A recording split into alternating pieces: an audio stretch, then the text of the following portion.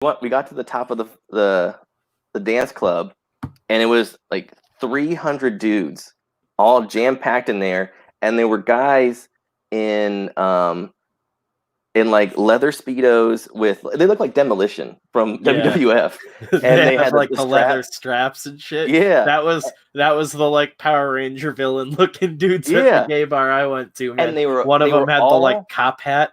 Yeah. And then they were all ripped, and they all were bald, like they all shaved their heads. So it was like a sea of like 300 super like muscular dudes. I was like, we should send these guys to Afghanistan. Like we'll destroy Al Qaeda in a second. I remember making a joke about that to Steven. Like I had him dying laughing at that gay bar all night because he's legitimately gay. I'm just there like observing everything as a straight dude and an idiot, and I'm there with my girlfriend and her friend. And that was when I made the joke that those dudes looked like Power Rangers villains. But well, it's funny there was a weird thing with like bald overlap. I was like, I wonder if there's like real statistics on that. Is like the gay community balder than the straight community? Like, yeah, it was weird. It's like they were all bald, and it's funny you said the Power Ranger thing because there were these dudes that were like multiple dudes that were doing Power Ranger moves, like doing backflips and shit and spinning flags, like they were ready to go to war. That was the other thing. They had like sections, like different dance floors, because this place, it's called Parliament House down in Florida. It's fucking insane. I mean, like one time for the experience of going to a gay bar is like, whoa, like it. And you know, you never need to go back, I guess, unless you're gay and then have fun. But it was like a whoa, and then never again. There was one bar that was completely locked off, and it had like a 4-inch by 4-inch window, and all I could see in it was like ass cheeks and cocaine all over the bar counter. And I was like, whoa, not going in that room. There's a reason that door's locked. Then you still go in. Yeah, right. Just for everybody to hear that. Smash the little window and reach in. I'm here for the cocaine. You guys keep your butt cheeks on that side of the room. No, like I said before we went live, it was like a fucking gay festival.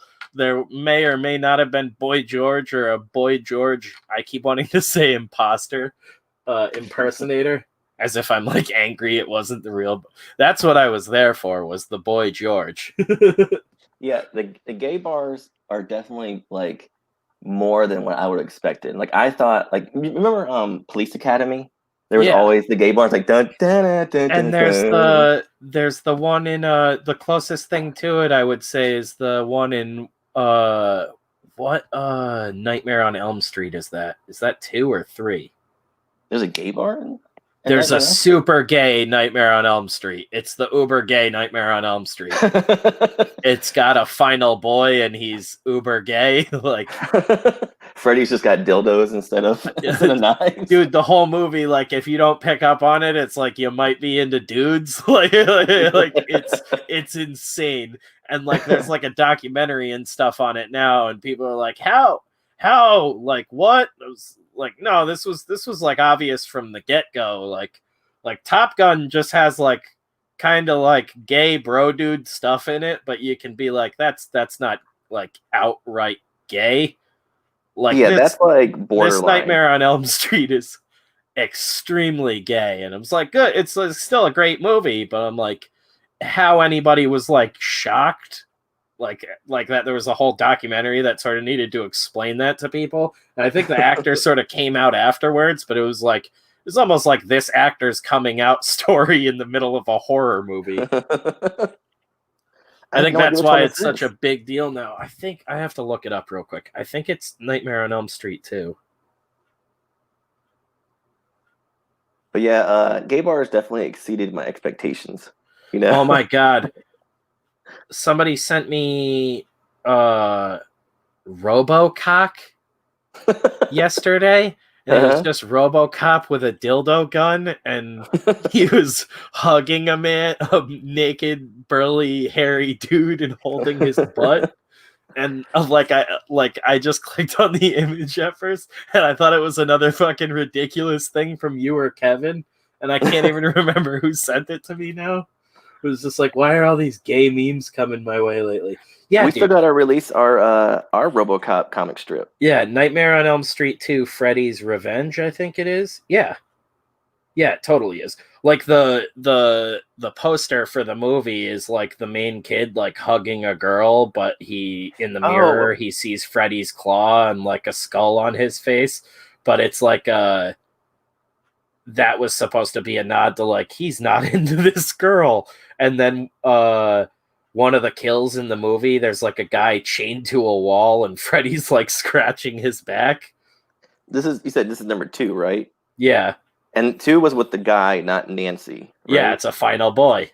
Yeah, okay. It's I haven't watched that obvious one a lot. which one it is. Yeah, no, it's like it's a good movie. You see it once and you're like, cool, but like I think it's more resonant if you're a gay dude. Like, right. Because that's like what the whole story is about. And that's why I was like, how did anyone miss out on this? Like, wait, this is a gay movie? Well, it's just like fucking Judas Priest, you know, like the whole time Rob Halford was gay and like nobody knew it, and then when he finally came out, they looked down at their clothes and like, oh shit. PS5 with a disc drive is going to be $500, and PlayStation that will be digitals. They're doing the Xbox thing too. Yeah, probably. Oh, that's like criminal, man. And then you look at the business model for like digital games, and I'm pretty sure right now, I'm not sure if they announced they're going to be like $10 cheaper than the disc version, but like they're probably going to be the same price as the disc version. So at that point, it's just like, oh, you want the disc because you're a physical media weirdo, like I am, but like, yeah, well, that's like. I just saw an article about that where Sony was going to stop production on 4K Blu-rays or something. Yeah, of course. So they can release something else and call it something different. It'll be the same thing. Well, I don't think they're even going to do physical media. I think they want the control they have with digital. You know, like it's cheaper for them, and then the studios can change it anytime they want. Like, I mean, look at Simpsons. We're going to have like a civil war over physical, like people murdering each other over a Scarface DVD. Yeah, it's going to be a new currency. I'll give you 7 season 1s of The Simpsons. Right. I got a full set of The Sopranos here. Hey, you remember that episode of Community where he dresses like a dark elf? I got that shit for you. Me and Beth watch Community all the time. Like, we'll put it on just to like zone out and fall asleep at the end of the night, and then our TV like hits the timer and everything blacks out. But it's like a show we both like, and we've seen it a million times, so it's like if you put it on, you can just like, for some reason we both black out to it.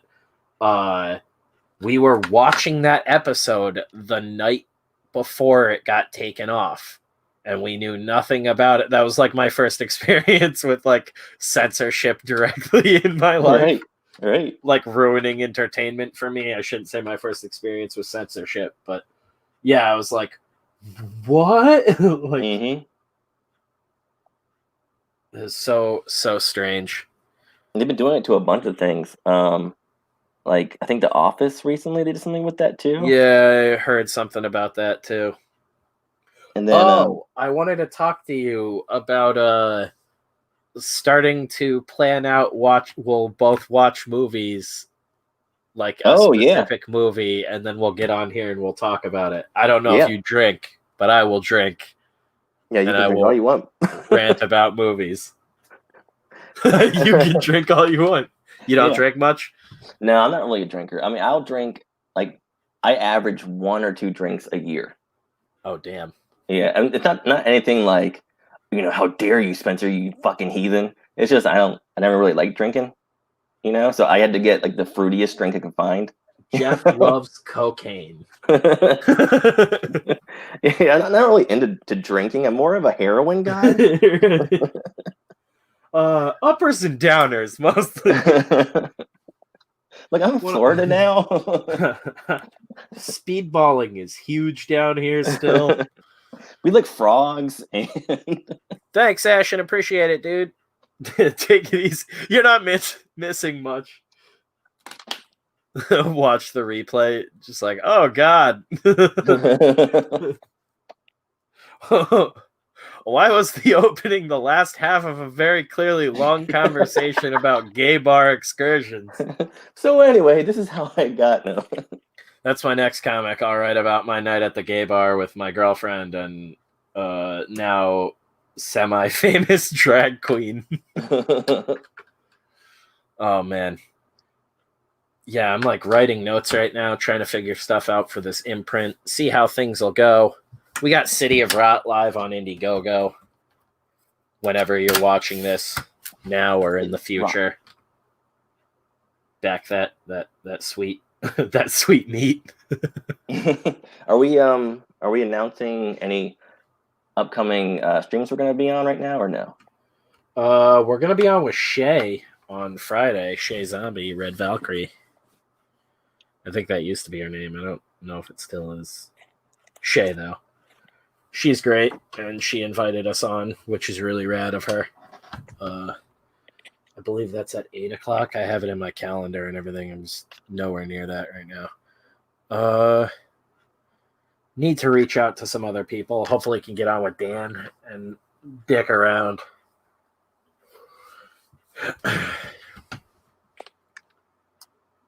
I'm not one for like begging people and bothering people about shit like that. I'm like, if you want to have us on, awesome. If not, I get it.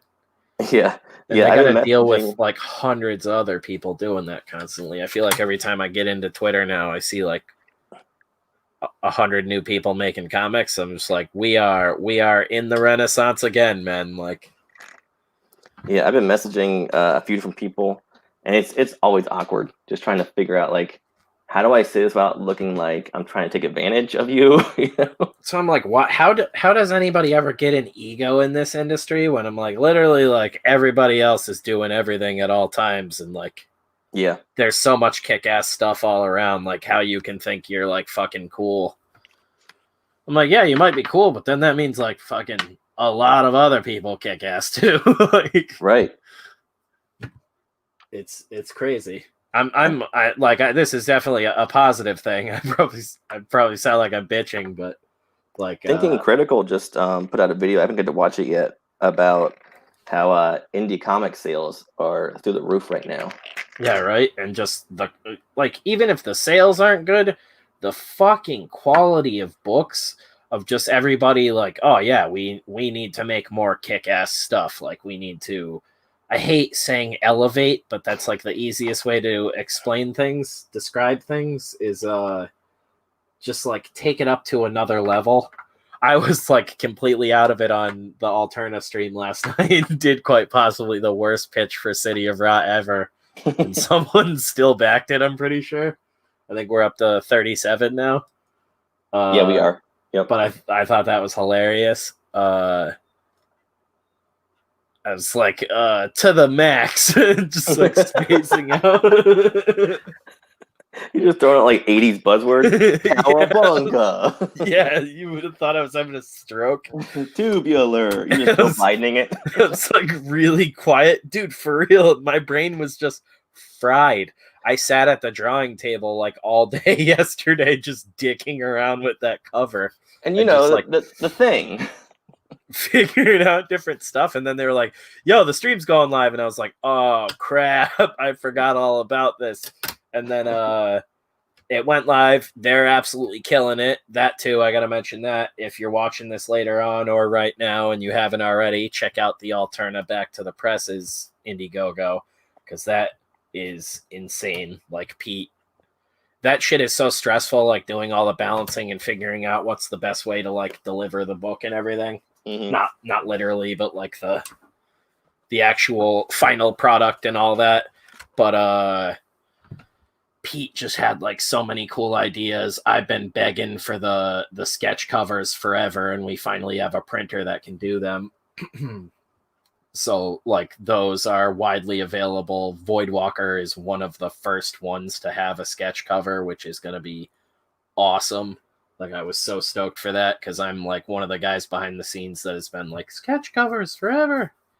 Even though I'm more of a writer, I'm like trying to get back into the art stuff. So it's like eventually I'll be more comfortable and I can bang those out again. But if people want them now, they can get a sloppy, broken-handed one from me. Yeah, Randy, Pete absolutely killed it. There was a lot of back and forth with everyone behind the scenes, and he just like digested all that feedback and turned it into gold. Actually, let's I don't know what I'm doing. We can check out what that's at right now.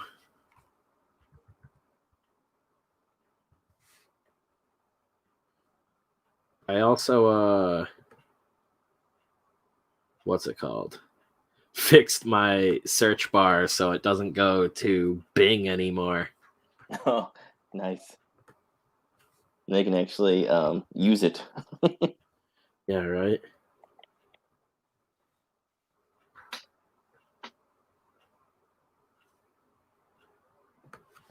29 days left. They're at here. Before I say anything, we'll just share this screen.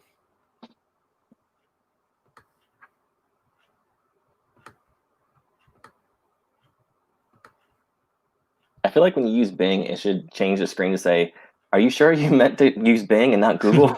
Yeah. Were you dropped on your head? Yeah. 6,981 right now. Damn. 6981. They're almost at 50% of their goal. I don't know why they say almost. They are almost. Alterna, Pete. Almost 100 backers. Yeah, almost at 100 backers. Absolutely dwarfed us instantaneously. There's so much cool shit though. Like that was the whole thing, was I didn't want to tread too much into merch, and everybody's like, no, you should have done tons of merch, and I'm like, god damn it. Like so like push comes to shove, we end up relaunching it with some other stuff, but we will see by the end of this campaign whether we're backed or not. Everything will be revealed, and if we have to come back to it, it'll come back stronger. Just like Obi-Wan. All these sweet sketch covers. Can't Kill Cade, Voidwalker. Oh, I guess Voidwalker's one of the last ones now, and Cade's one of the first ones. I don't know if that's in order. Who knows? Or if that's all of them.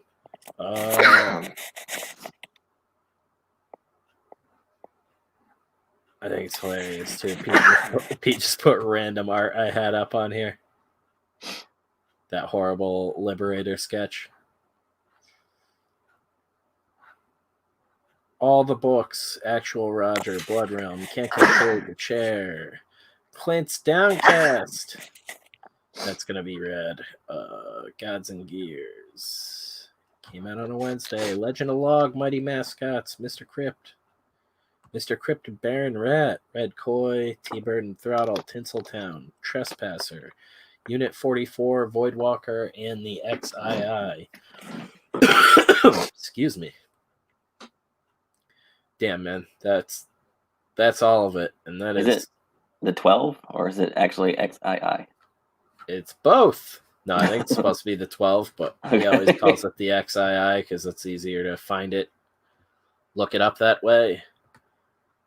Nice. And then get this going one more time. Next time we stream, I'm going to try and use my iPod Touch for my camera because I think it might actually work better. Ooh. Your iPod Touch has a camera? Yeah, I got the most recent one. Touch, I used the one. Yeah. What am I talking about? I was thinking of the Shuffle. I was like, what? Yeah, I got one of those too. We're at 2,360 and 31% thanks to our backers. All 37 of them. Crawling along. I got more sketches to do if this pans out, but I'm going to wait till closer to the end of it because I've been getting feedback that people want to pick what they get. So if it's a zombie, a Hank, a Darcy, some other character that's not from City of Rot, doesn't really matter to me. I will do whatever. Yep. A bunch of people too were like, is the Darcy poster censored because Indiegogo won't let you show it? And I was like, no, it's just censored for the campaign, and it will eventually not be. Yeah, I had somebody ask me, is that the poster just says censored? No. There's some cool art behind it. Nobody reads anything, whatever. And it is really cool. Spencer showed me God, it's amazing. The finished piece. It looks amazing. And, I didn't realize Jason Johnson worked on Team 7. He worked on a ton of shit, dude. I was just looking at Team 7 the other day online. And I was like, oh shit, Jason Johnson. What was it? I had a bunch of stuff of his on I think it's Wet Work. Probably, yeah. When I was a kid.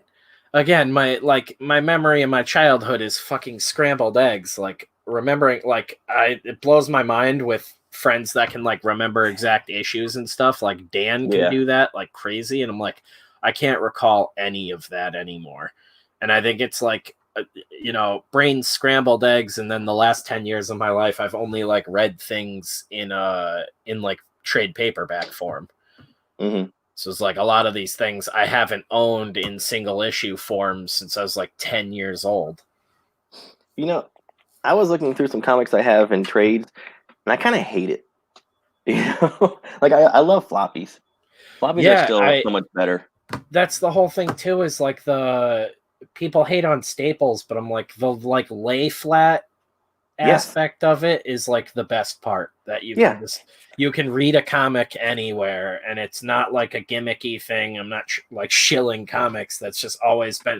I was talking to Beth about it the other night. Is like I feel like I get stuck in writing these old like horror stories, because it's like I always love that horror kind of like tries to exclude like cell phones and modern technology as much as possible.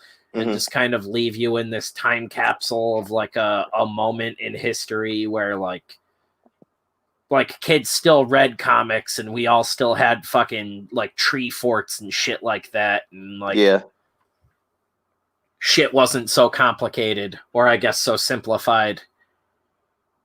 Well, and like, for our comic, it's 48 pages. So that's like perfect for the format.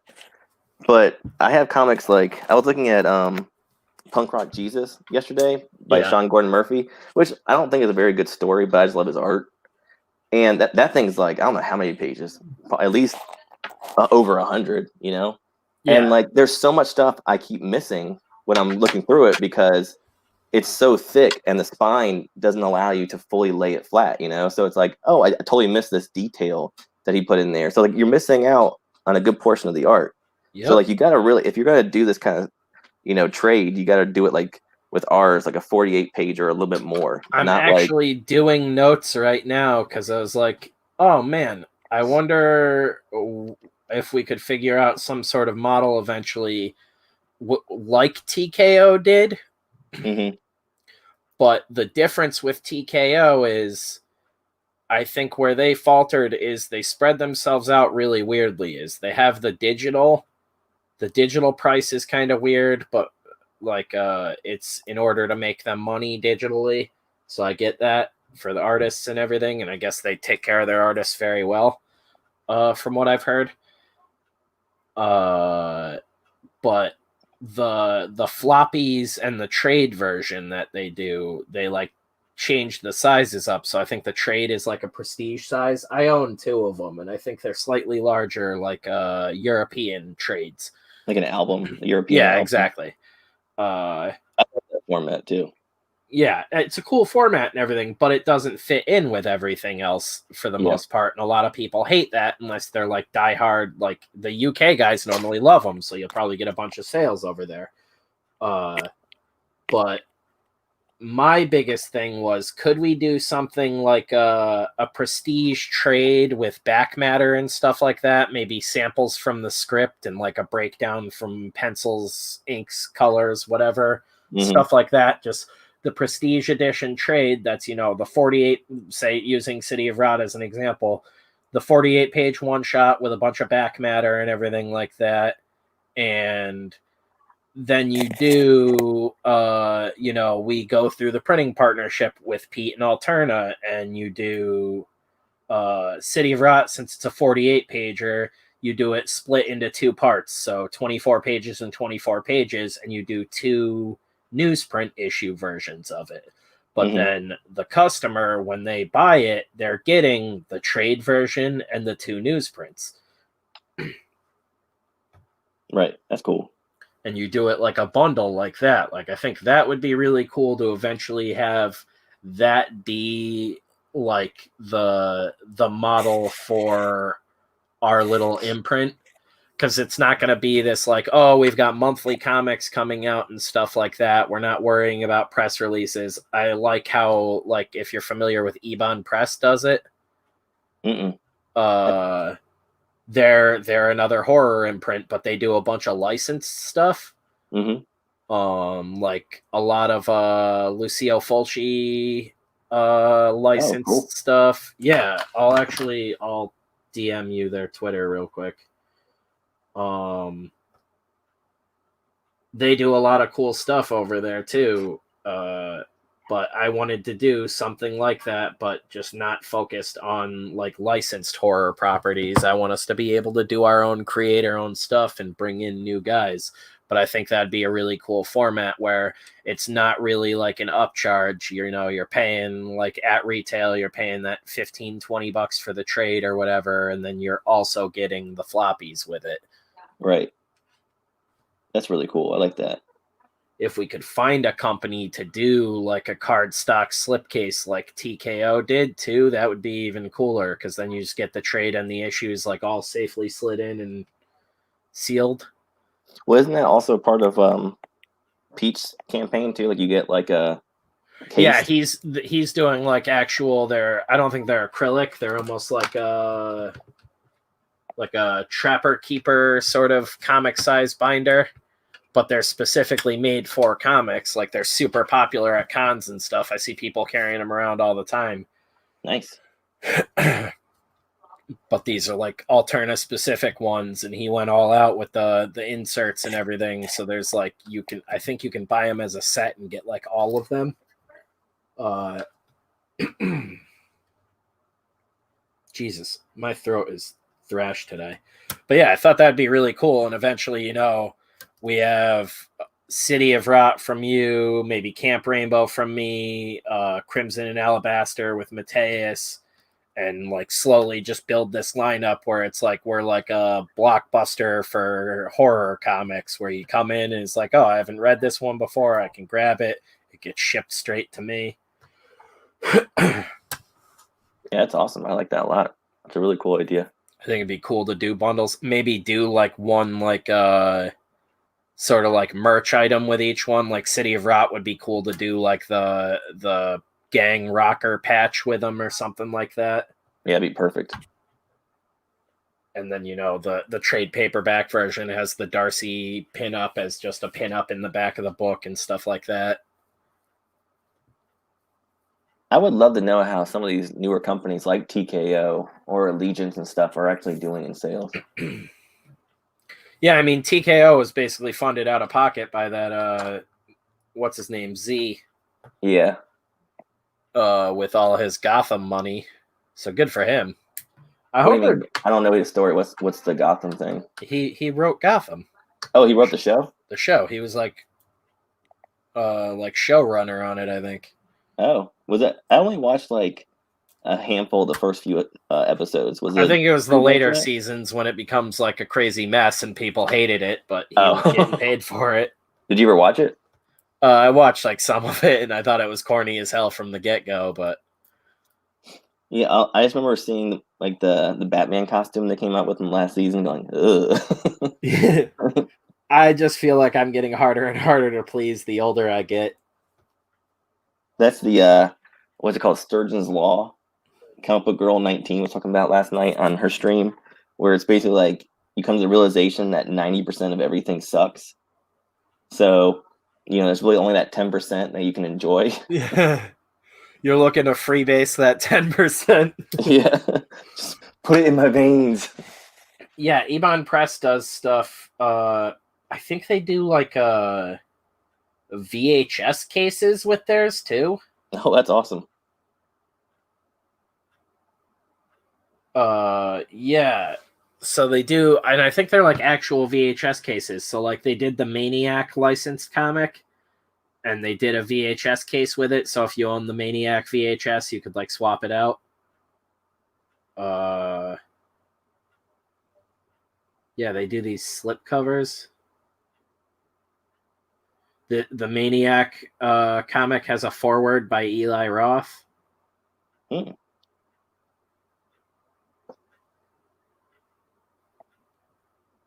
Did you put out a link? Did I? Yeah, for the stream. No, I did not. I just thought about that. Just out here huffing paint. I wanted to do slipcases, but I couldn't find one around here that like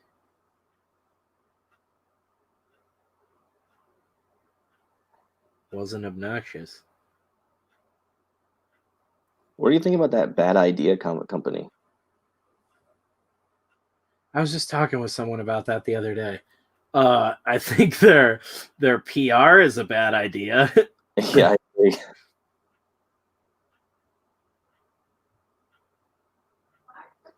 I was intrigued about the button when it first popped up. I was like, all right, I'll play with this. You know, I hit the button like a bunch of times. And then it just became a whole thing of the button. And now I'm sick of it, and I just tune them out whenever I see their stuff. I hate it. I never want to see the button again. No, this is our thing. The button. It's not happening. Enough with that.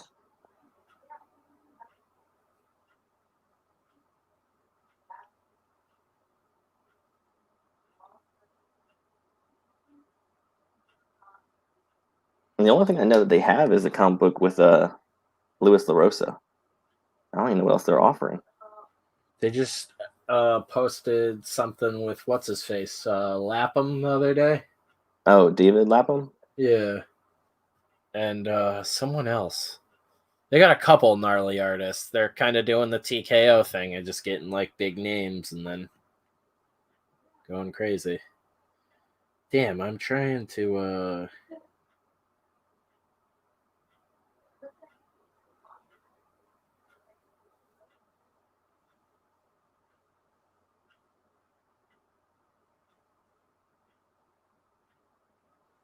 Oh, there you go. You got it. Yeah, I'm trying.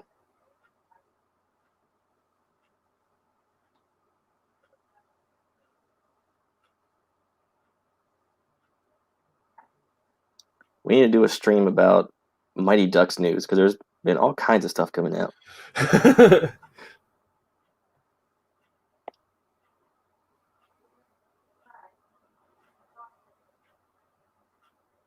One of our last streams, I was talking about the pedophile cabal that basically created Mighty Ducks. And then it came true. And then no, I knew that was true.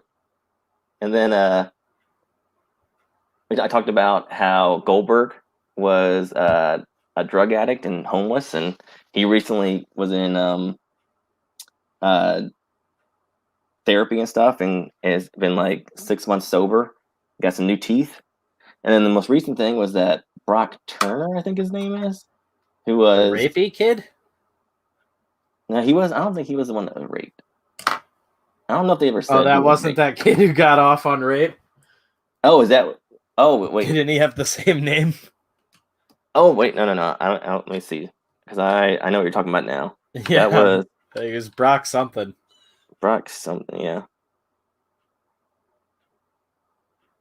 Shit, now I gotta look that up. I sent it to you. Oh yeah, that's right. The kid from it, who looks insane. His name is Brock Pierce. Okay, yeah. Brock Turner was the one. Yeah, Brock Turner was the rapist. Yeah, Brock Pierce, who was also first kid in that movie with Sinbad from back in the day. Yeah, and he's apparently a tech billionaire. Yeah, from mining Bitcoin. I was like, you gotta be fucking kidding me, man. And why is it all these like child stars are like 5 feet tall and still look like little kids? Yeah, and mining Bitcoin. Why did no one tell Goldberg? Yeah. He's just invested in like Crunch bars and stuff. Right? And crack. And so Brock Pierce is also running for president right now. Yeah, that was like, why? He's 39. Yeah, which is insane because he looks like he's 12. Yeah, well, that's what I was saying. Like all these child stars, they still look like little kids, but they have wrinkles, which is like especially creepy.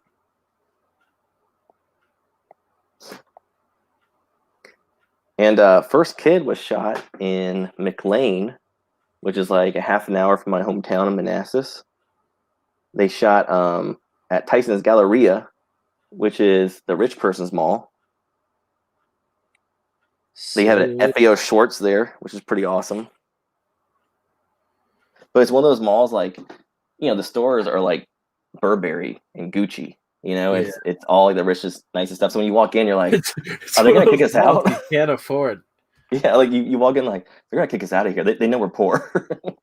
Yeah, these guys do. Ebon does. And I wasn't even trying to like rip them off or anything, but they basically do what I just said. I haven't been able to find a place that does like the paper slip cases. I need to just like reach out to like a box making company, I guess.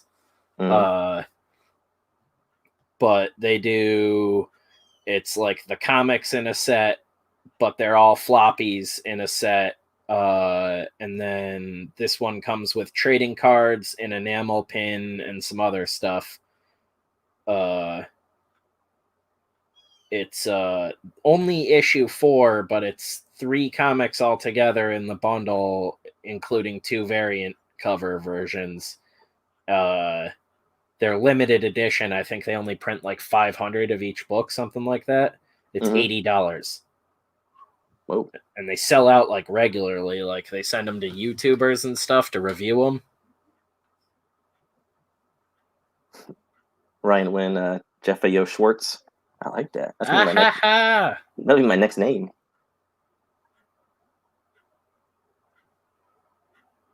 Amazing covers.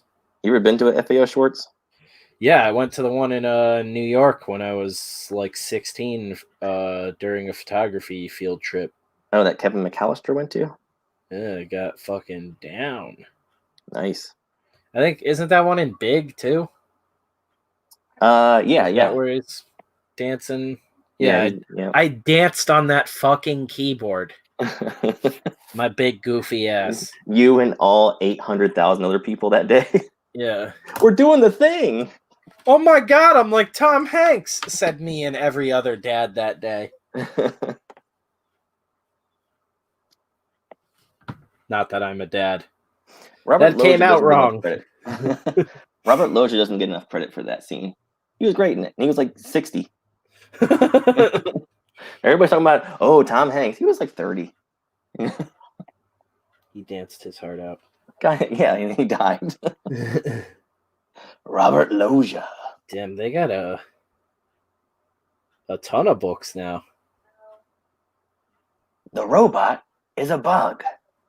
It's a great idea. Great idea. The last time I looked at their site, they had like 6 books.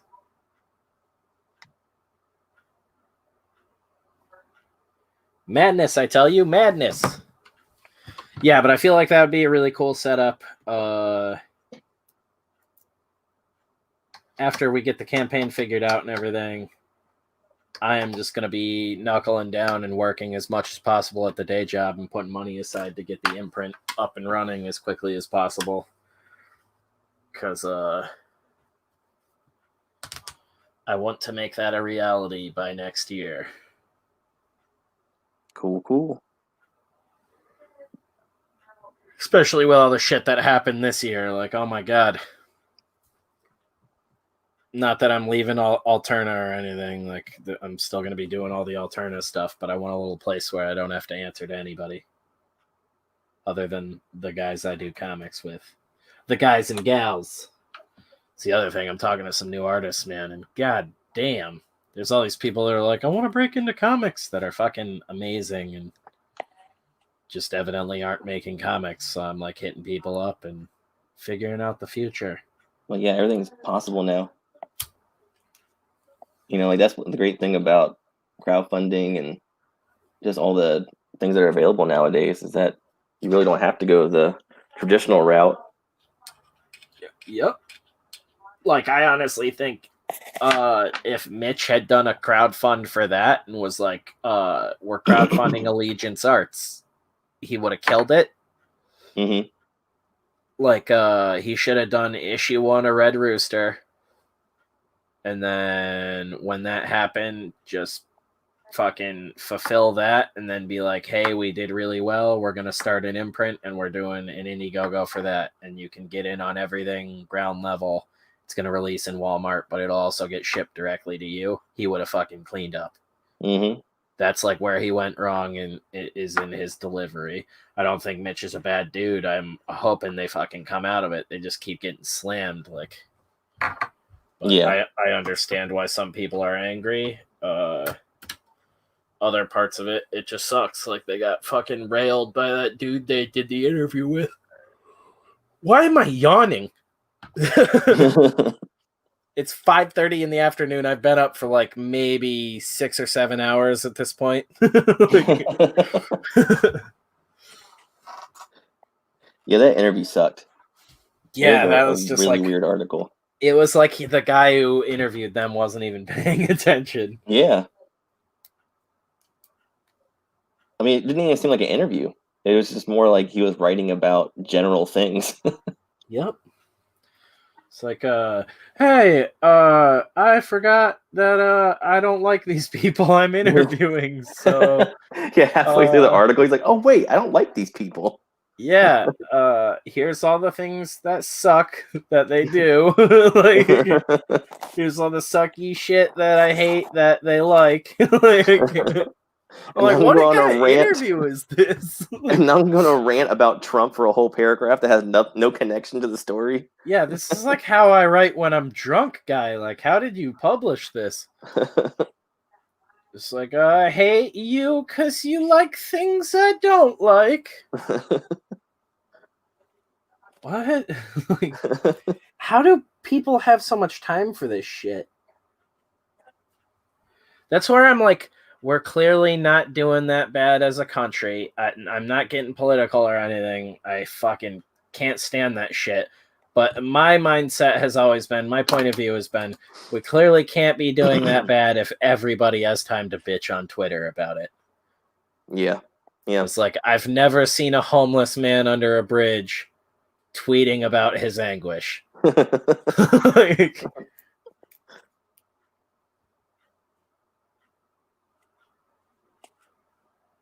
yeah, you gotta break into houses now if you want to break into comics. He's just bitching about the bridge he's under. They don't build them like they used to. Yeah, right. Damn, it's cold. Just legitimate shit to be upset about. Yeah, all I follow on Twitter is homeless guys. Like, what's going on, Leo? I was gonna say you came in at a weird time, but it's like always a weird time to jump into this stream. I love it. Homeless guy just tweeting like, "One-eyed Jim stole my golf cart again, my shopping cart again." Haven't seen Larry in weeks. Not worried. It's been nice. Whoa. Hate on my peanut butter. Things are heating up in Tent Town. That's horrible.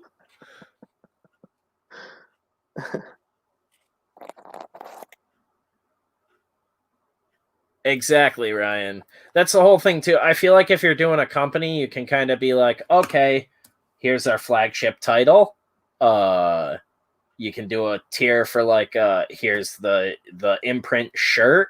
Almost like how Alterna does, how Pete does with Alterna is like he built it up slowly with all this merch. But if you're doing this like Indiegogo style, you could literally be like, okay, we got a shirt for the imprint. We got a shirt for the mainline book that's coming out first. And you run it almost like you're doing a campaign for that one book. but then you have some auxiliary merch and stuff like that, and some incentives for people to get on board with the imprint early. Like, hey, you're gonna get backer only updates of all the other books in here as they're coming in. I know I've been looking into the like private website stuff with Squarespace and everything in our website to figure out if I can do something where it's like a backers only website where you can see like exclusive previews on books and stuff like that. Well, we can always do a Patreon. Oh yeah, for sure. But I mean something like if we did an Indiegogo and they already backed it, not something, because a lot of people are like really opposed to like monthly subscription shit, and I totally get that. Oh, you mean like they've already bought the thing, so they get all the access to it? Yeah, just be something like, oh, the funding for our imprint got funded, so we have the imprint's website up, but there's also a little secret website page that only the backers can access that is like immediate previews of the other books that are coming out, or secret pages, stuff like that. Just added stuff to do. You do bonuses with the books and stuff like that. Yeah, that'd be cool. I honestly thought when TKO was doing their whole hype thing originally that was like what they were going to do, was they were going to come out with some sort of crowdfund. Mm-hmm. Not the case. They just had a bunch of Gotham money, I guess, and maybe investors. I didn't really look too much into it, but I mean, I think it's a really interesting format. I would just like to know how it actually panned out for them financially, you know? Yeah, that's the thing with comics, is you never really find out about that. Yeah, it's like, since people aren't going through the traditional methods, it's not going to be, you're not going to be getting like Comic-Con sales stats and stuff. So it's really up in the air, and in terms of like how successful or not they've been. Yep. It's I guess we'll know when we see like Garth Ennis like skip out of town on them or something. Yeah, it's always a big question mark. I mean, even in mainstream, it's always kind of been that way. It's like, if sales are so good in shops, why are shops struggling so much? Yep. And then like once a year, they're like, oh yeah, well, it's because like 80% of sales happens at like 2% of the shops. Yep.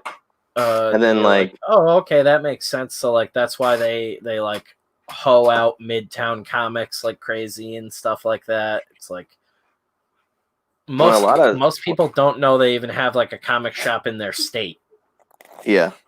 Well, and a lot of comic stores too, I've seen, are moving towards just selling older comics. They're not actually getting the new stuff in. They're just purely selling stuff from the past because they can make sales on that. We just I talked to one the other day that's basically, it was the first shop I ever did a signing at, and they're closing their doors temporarily because they're just they have a friend shop that they can still get their poll lists out to their subscribers, and they're going to be basically closing their doors and fulfilling everything else online because their online sales have gone through the roof of like old back issues and stuff. Mm-hmm. So they're doing the back issue thing and fulfilling the new issues for their pull box subscribers at another shop. So their subscribers have to just go over to another shop in the area, pick up their books there. And they said since like the quarantine stuff started, they haven't had any casual traffic. It's only been like pull box people coming in to get their subscriptions. Mm-hmm. So they were like, it makes the most sense to not be paying rent at this point in time. So they're shuttering. And then when they come back, the owner was telling me he wants to basically do like a cafe style thing where they'll probably have some sort of food and drink component. And then they already had in the store, they had a whole wall of like actual like prose novels.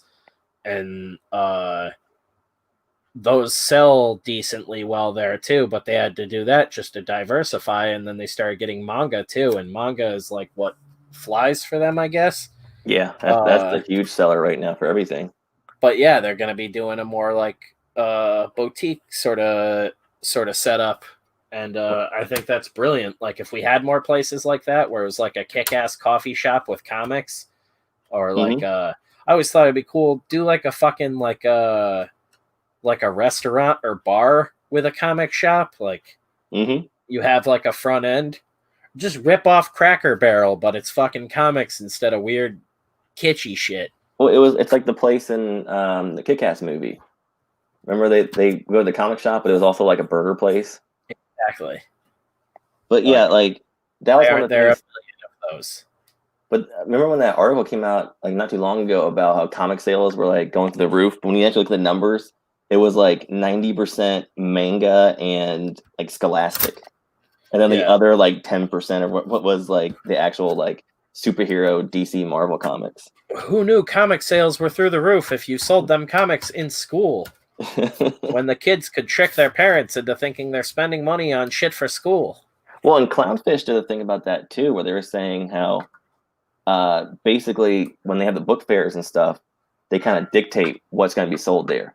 Oh yeah, and kids, they push it for certain things. If you remember, you got like a discount on things, and I don't know how your school did it, but in like elementary school, you went into the school library and they had desks like lined up all around the library, and they had like basically all of the big books, like you were just saying, picked out and laying on these tables, and they had stacks of them, and you could go in and you'd been looking at the fucking like catalog for like weeks, all excited for the book fair to happen, and then you'd go in there and they'd just be lined up in stacks like you were at a little Barnes and Noble. And I think that's why I always loved libraries and going to bookstores, is because of the book fair.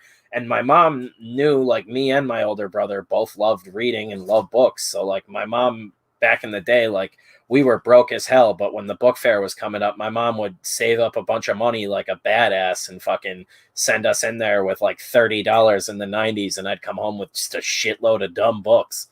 But it was like, you'd get like one of those like what were they, the like DH is it DH or DK? They're just like infographic books about like random shit like dinosaurs and stuff. Yeah, I get them out. Yeah, they have like sharks on one book, and they did like Marvel and DC Comics ones later, and like it was a big thing back then, and you could get books from them, and then they had like I think Captain Underpants was after my time. Like the last book fair I ever did had like that first one there, but yeah, just had a bunch of random books, and you could go in, and they were discounted because they were for kids. And the way the Scholastic system worked is they're basically buying in bulk at like a price cut and selling them to kids and still profiting off of it. And a lot of it, from what I gathered, is like government subsidized. It's like when you have money that's not your own to spend on a bunch of books, it's basically like, oh, we can write this shitty kids book because it's going into the Scholastics program. Scholastic's going to buy, 100,000 of these books to sell across all these schools. And they're paying, it cost us $3 to print it. They're paying $5 a book. So we're making $2 off of each one. Like that's how they stay afloat. I went to why, like, the kids market is what everybody's talking about, but then like they're trying to gel it all together. Sorry to cut you off, but it's like they're trying to gel it all together as one big thing. It's like there's still the direct market of like grown-ups who don't give a shit about all of this like very clearly like book fair graphic novellas that they're making.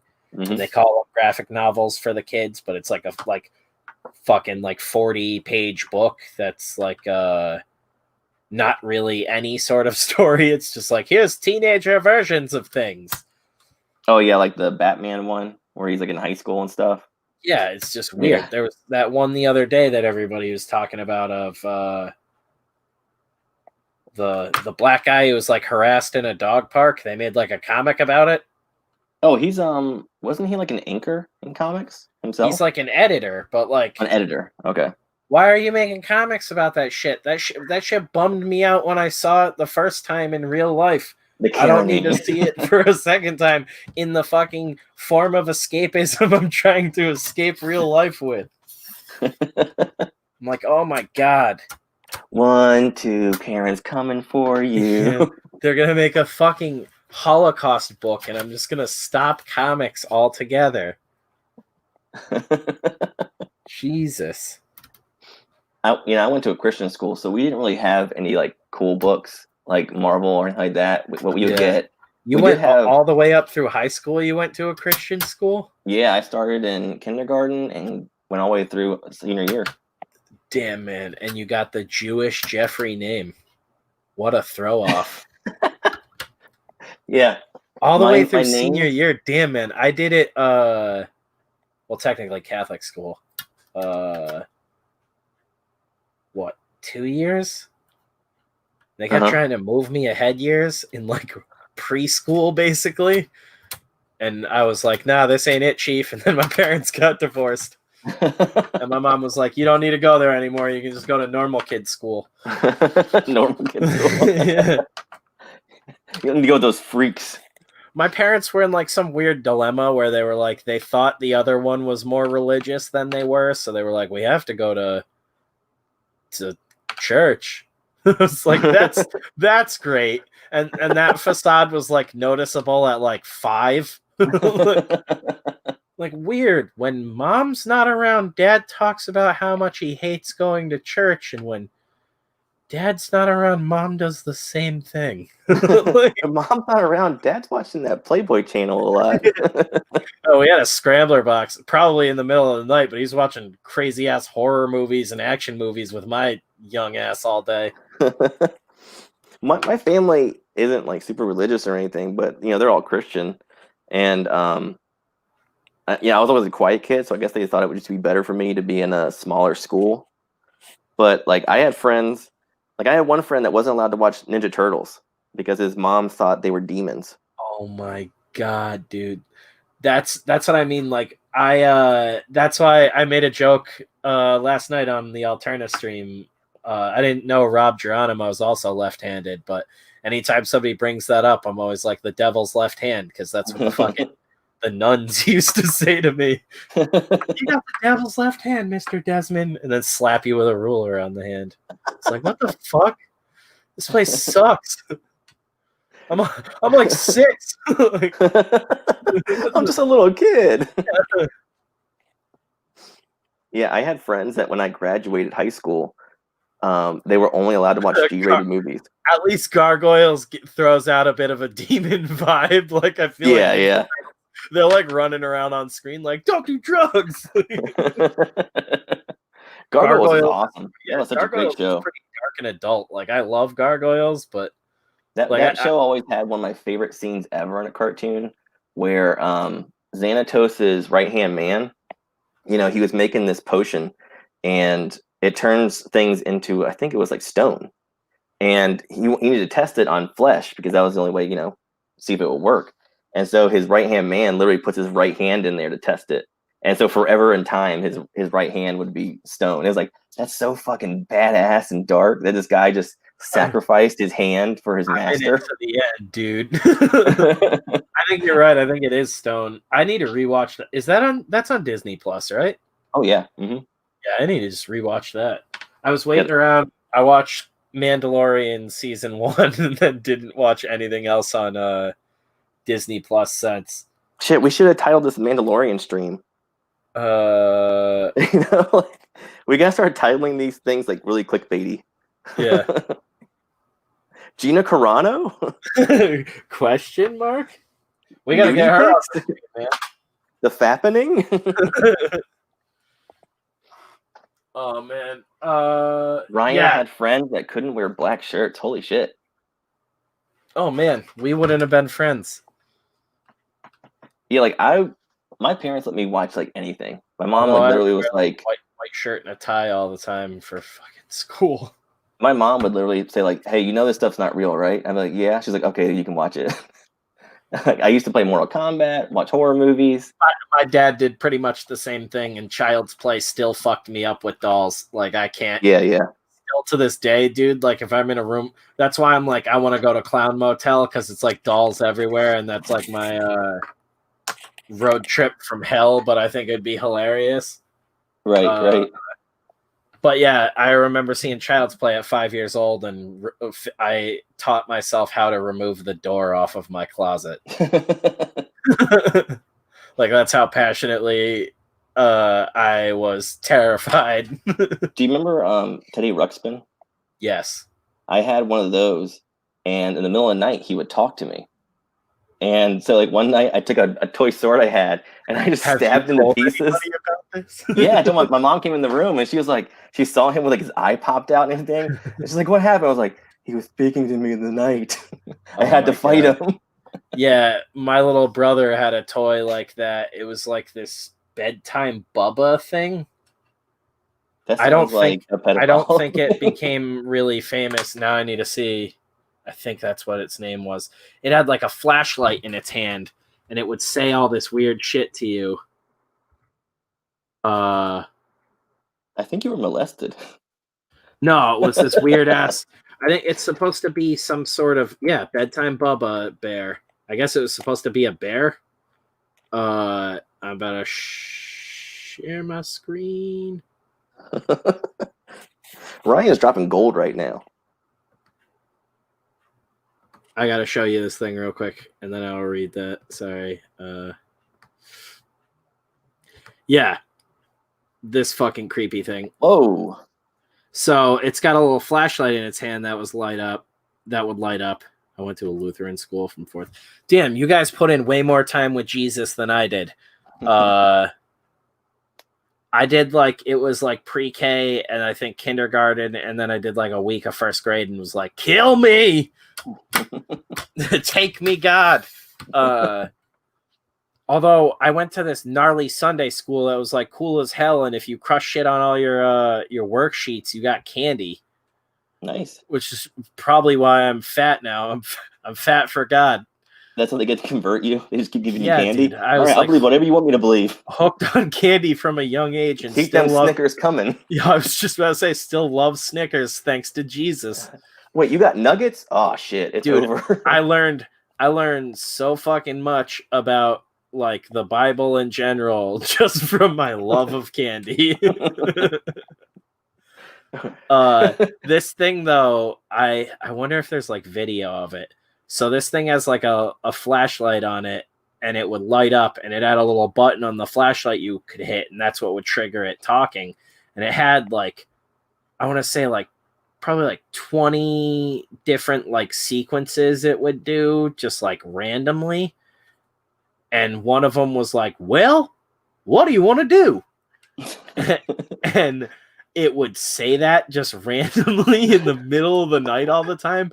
And the thing had like a booming speaker. So this thing, it'd just be silent in the room, and then it would just fucking scream at you. Hey, well, what do you want to do? Show me your butthole. And it had another one. Oh, it all had like really weird, like without context, it just had like a strange vibe to all of the like phrases it said. One of them was like, hey, why don't you get under the covers with me? And it's like a grown man like doing like a bad, almost like Australian accent or something. That's why I was like, I don't remember what it's supposed to be. I guess it was a bear. It's like this like Australian Southern accent mashup. Like it was so weird. And this toy was so bootleg looking when my mom got it for my little brother that even me and my older brother were like, what the hell? Like this, like it looked like some guy made it and put it on the shelf in a Walmart. And my mom bought the only one in existence. The nose looks like it's a camera. Like it's just a big ass camera stuck in there. Dude, it's so weird. And it would do the get under the covers with me thing, and it meant like all the way under the covers, like you're reading a scary story when you were a little kid or something. And that's why he has like the flashlight, is you could light up like books and read with him under the covers. Like Bubba's gonna be your book reading best friend. It was this really weird ass pitch. But he would do like, he had like really shitty like pranks programmed into him. So it'd be like, hey, let me tell you something. And then you hit the button again. He'd be like, psst. You're like, what the fuck? You hit it again. He'd be like, closer. And then he'd just like scream boo in your ear. And it would do that in the middle of the night every once in a while. But it was like, this was a toy you could punched through all of the program things once, and then you're like, I know everything this thing does. It can say all of its lines in about 2 minutes, and now it's just going to scream at me randomly.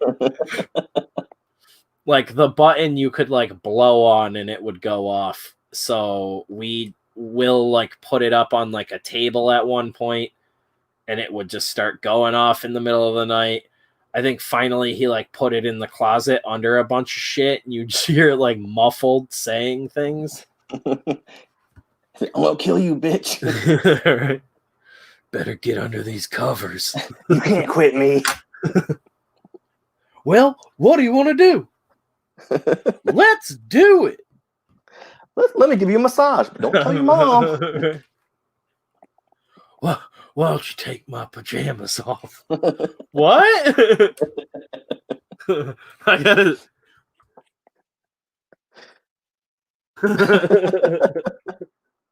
God damn it.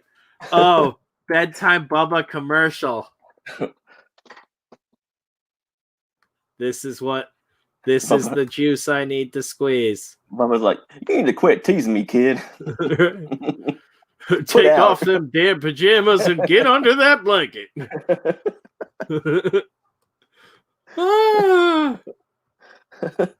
This is horrible.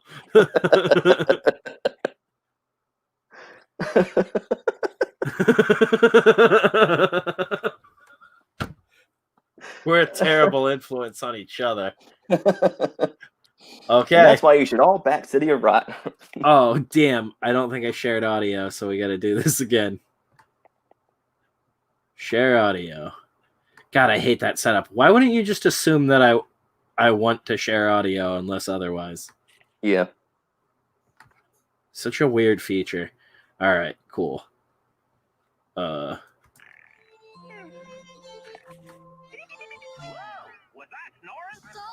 It's bedtime, Bubba! Hey, are you messing with my flashlight? Not me, Bubba. He'll make you shout and gross you out. Did you remember to go to the bathroom?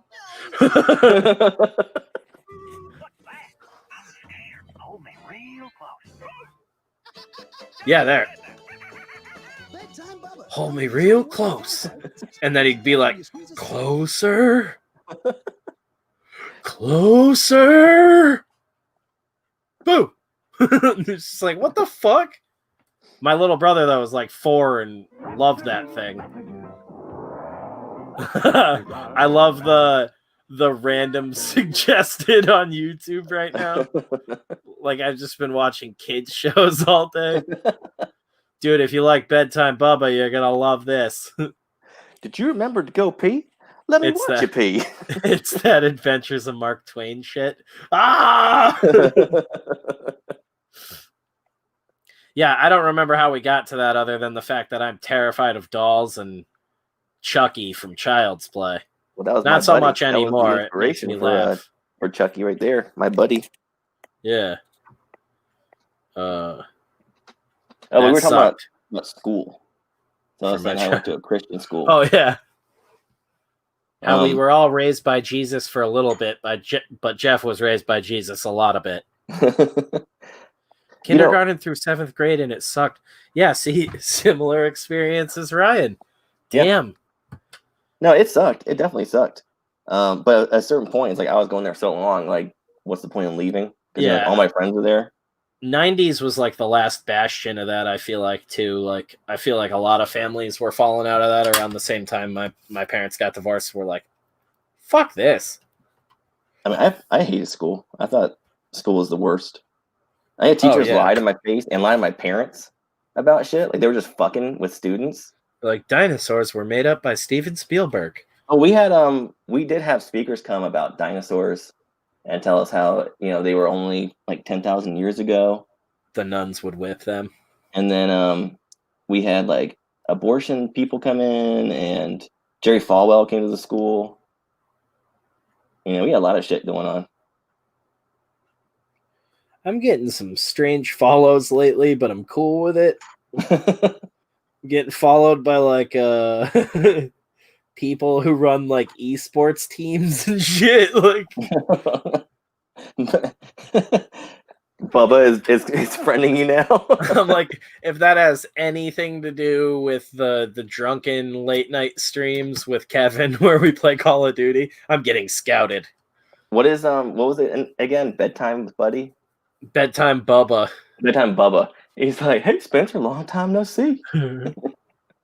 It was you I was talking to. Well, what do you want to do? Ah! I'm in your house right now. Oh man. But and I was gonna say, so at my school when we had our book fairs, you know, it's mostly just like C.S. Lewis stuff and, you know, Christian stuff. But one time we had a comic book and it was called Archangels, I believe.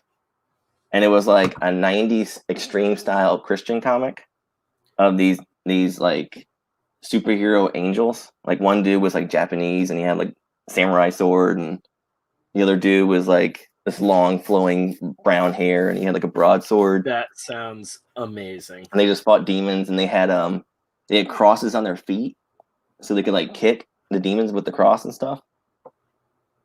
It was actually a really well made comic. Like, you remember how back in the day, like, was it Malibu that made Hardcase and all those guys? I can't remember the name of the company. But, you know, like in the 90s, I'm trying to find this comic now. There were a lot of like those comics that had the thicker cardstock for the covers and stuff. Yeah. And then they had like the glossy interiors. It was like that. Like, it was a really high quality comic. But I only had the one issue. And they never had them again. I don't know, because like maybe it was a little too action packed for them. Just watching, you know, angels beating up demons in the name of the Lord.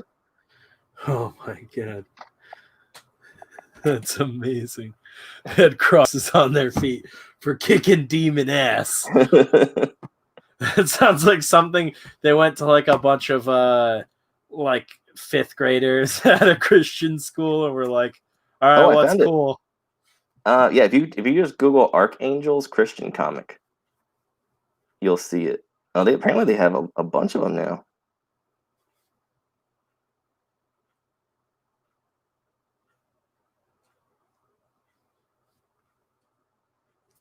Well, there's like a cover that almost looked like a JR piece for a second when I first clicked on it. There's one. The one that I had is issue 2. I don't know if you can see that, where the guy's got like chains on him and the demons are holding him. Chains on him and demons holding him. Yeah, it's called Archangels: The Saga. Oh yeah, he's getting like pulled back, and there seems to be like a little boy in a corner randomly. Yeah. You were like, dope. And the demons look like from Demon Knight. Yeah, they got like earrings and shit. So wild.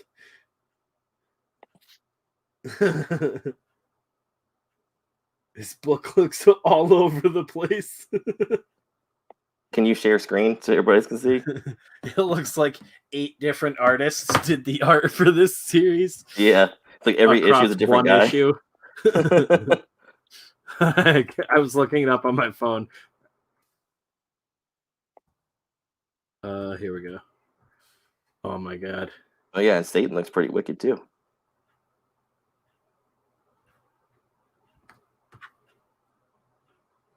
I wonder who drew this. I swear every page looks like it's drawn by a different person. Share screen.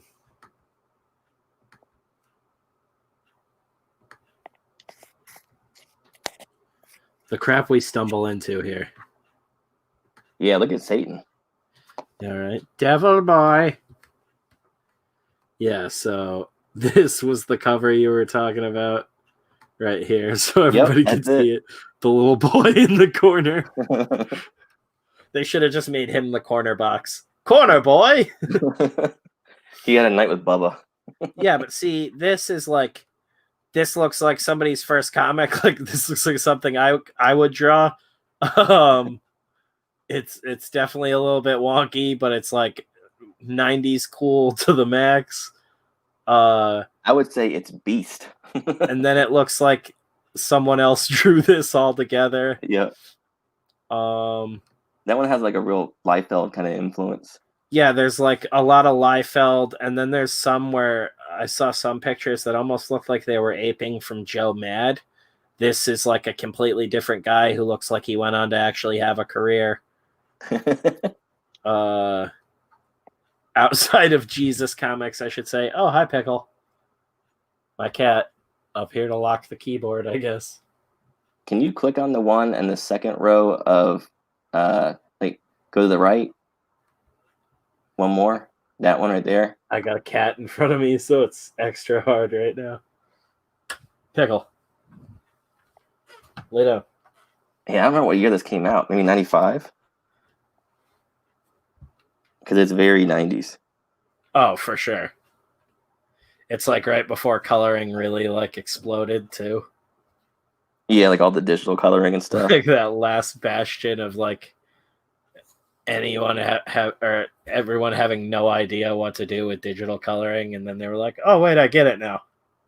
Like Photoshop upgraded a little bit. No, things aren't completely terrible.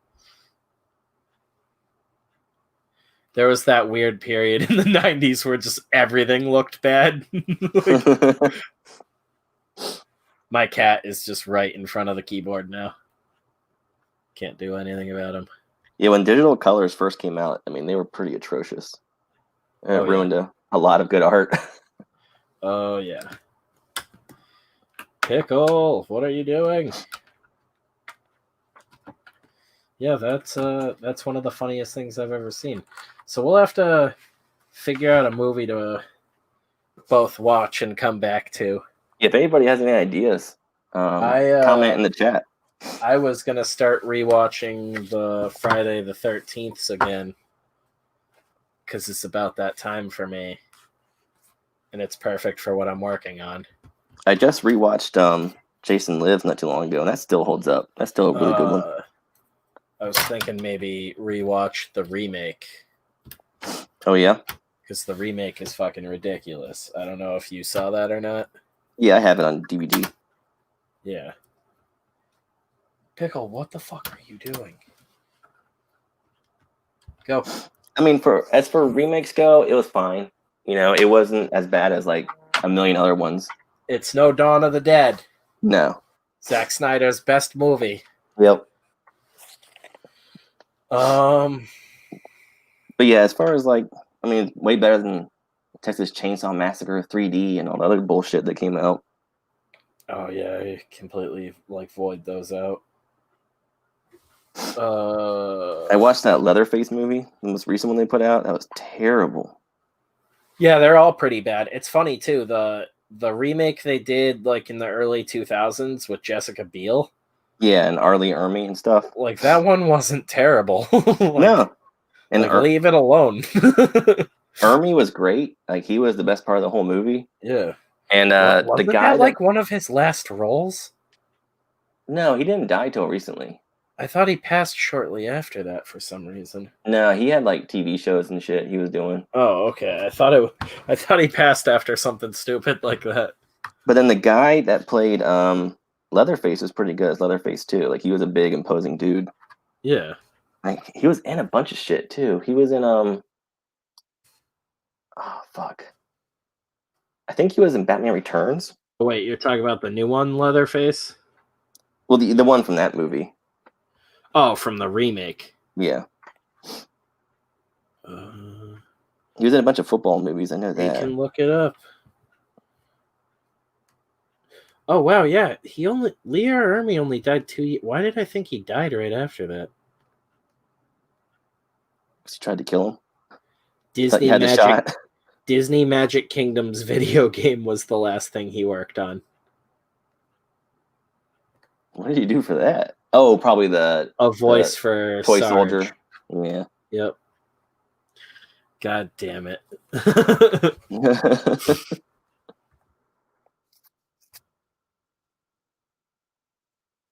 Texas Chainsaw.